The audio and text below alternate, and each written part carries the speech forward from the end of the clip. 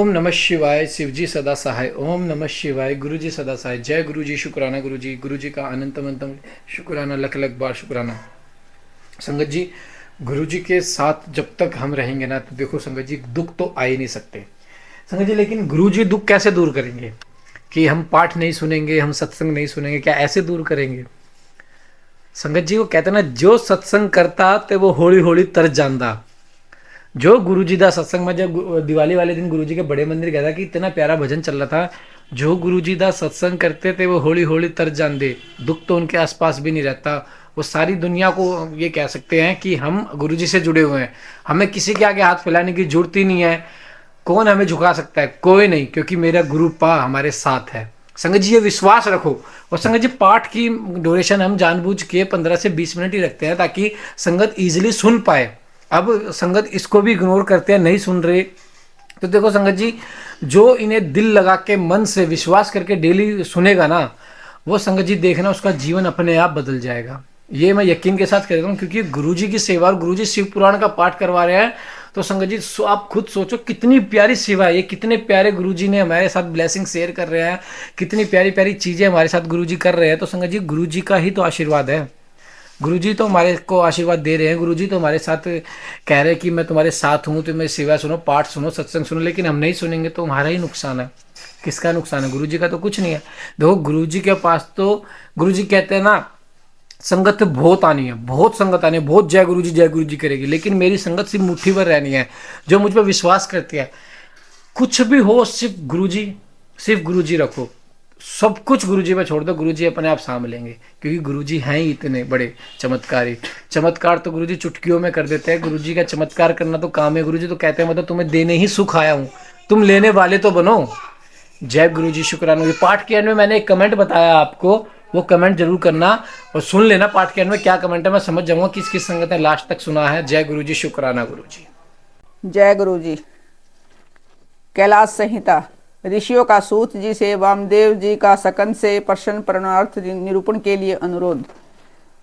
नमः शिवाय सांबाय सगणाय सुसूनवे प्रधान पुरुषाय सर्ग स्थित अनंत हेतवे।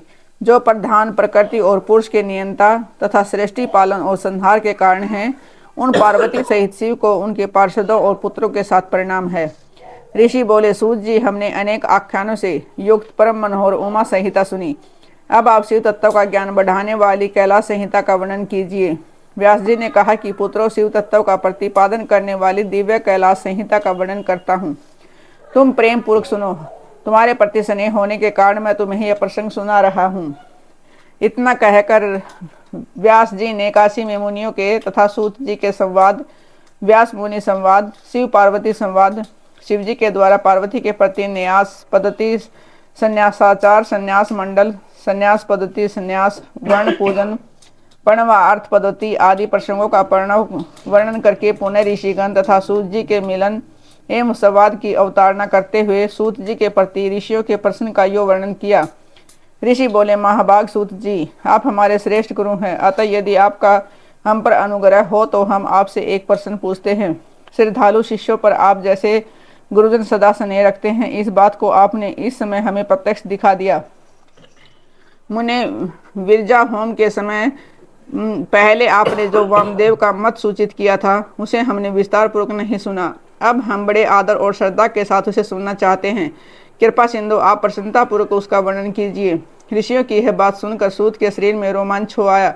उन्होंने गुरु के भी परम उत्कृष्ट गुरु महादेव जी को, त्रिभुवन जननी महादेवी उमा को तथा गुरु व्यास जी को भी भक्ति पूर्वक नमस्कार करके मुनियों को आह्लादित करते हुए गंभीर वाणी में इस प्रकार कहा। सूत जी बोले, मुनियों, तुम्हारा कल्याण हो, तुम सब लोग सदा सुखी रहो।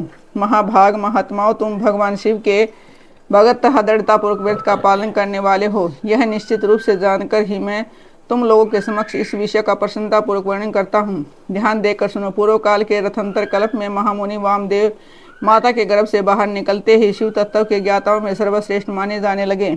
वे वेदों, आगमों, पुराणों तथा अन्य सब शास्त्रों के भी तात्विक अर्थ को जानने वाले थे। देवता, असुर तथा मनुष्य आदि जीवों के जन्म कर्मों का उन्हें भली भांति ज्ञान था। उनका संपूर्ण अंग भस्म लगाने से उज्जवल दिखाई देता था। उनके मस्तक पर जटाओं का समूह शोभा देता था। वे किसी के आश्रित नहीं थे, उनके मन में किसी वस्तु की इच्छा नहीं थी। वे शीत उष्ण आदि द्वंद्वों से परे तथा अहंकार शून्य थे। वे दिगंबर महाज्ञानी महात्मा दूसरे महेश्वर के समान जान पड़ते थे। उन्हीं के जैसे स्वभाव वाले बड़े बड़े मुनि शिष्य होकर उन्हें घेरे रहते थे। वे अपने चरणों के स्पर्श जनित पुण्य से इस पृथ्वी को पवित्र करते हुए सब और विचरते और अपने चित्त को निरंतर परम धाम स्वरूप पर ब्रह्म परमात्मा में लगाए रहते थे। इस तरह घूमते हुए वामदेव जी ने मेरु के दक्षिण शिखर कुमार श्रृंग में प्रसन्नतापूर्वक प्रवेश किया, जहाँ मयूर वाहन शिव कुमार ज्ञान में शक्ति धारण करने वाले समस्त असुरों के नाशक और सर्वदेव वंदित भगवान सकंद रहते थे। उनके साथ उनकी शक्ति भूता गजावली भी थी। वही सकंद सर के नाम से प्रसिद्ध एक सरोवर था, जो समुद्र के समान अगाध एवं विशाल दिखाई देता था।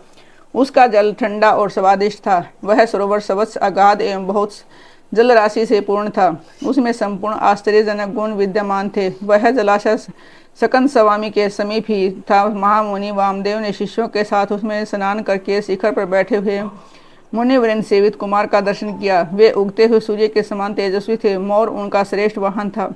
उनकी 4 भुजाएं थी। सभी अंगों से उदारता सूचित होती थी। मुकुट आदि उनकी शोभा बढ़ा रहे थे। रतन भूत 2 शक्तियां उनकी उपासना करती थी। उन्होंने अपने 4 हाथों में कर्मशः शक्ति कुकुट वर और अभय धारण कर रखे थे। सकंद का दर्शन और पूजन करके उन मुनीश्वर ने बड़ी भक्ति से उनका सत्वन आरंभ किया। वामदेव बोले, जो प्रणव के वाचार्थ प्रणवार्थ के प्रतिपादक प्रणवा अक्षर रूप बीज से युक्त तथा प्रणव स्वरूप है, वह उन आप स्वामी कार्तिकेय को बार बार नमस्कार है। वेदांत के अर्थभूत ब्रह्म ही जिनका स्वरूप है, जो वेदांत का अर्थ करते हैं, वेदांत के अर्थ को जानते हैं और नित्य विदित हैं, इन सकंद स्वामी को बारंबार नमस्कार है। समस्त प्राणियों की हृदय गुफा में प्रतिष्ठित गुहे को नमस्कार है, जो स्वयं गुहे है, जिनका रूप गुहे है, ताजो गुहे शास्त्रों के ज्ञाता हैं, उन स्वामी कार्तिकेय को नमस्कार है। प्रभो, आप अणु से भी अत्यंत अणु और महान से भी परम महान हैं। कारण और कार्यत अथवा भूत और भविष्य के विज्ञाता हैं।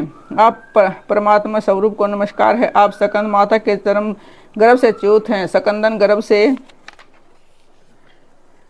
संलखन ही आपका रूप है। आप सूर्य और अरुण के समान तेजस्वी हैं। परिपारी जात की माला से सुशोभित मुकुट आदि धारण करने वाले आप सकंद स्वामी को सदा नमस्कार है। आप शिव के शिष्य और पुत्र हैं। शिव को प्रिय हैं तथा शिवा और शिव के लिए आनंद की निधि हैं। आपको नमस्कार है। आप गंगा जी के बालक कृतिकाओं के कुमार, भगवती उमा के पुत्र तथा सरकंडों के वन में शयन करने वाले हैं। आप महान बुद्धिमान देवताओं को नमस्कार है। 6 अक्षर मंत्र आपका शरीर है। आप 6 प्रकार के अर्थ का विधान करने वाले हैं। आपका रूप 6 मार्गों से परे है। आप षडानन को बारंबार नमस्कार है।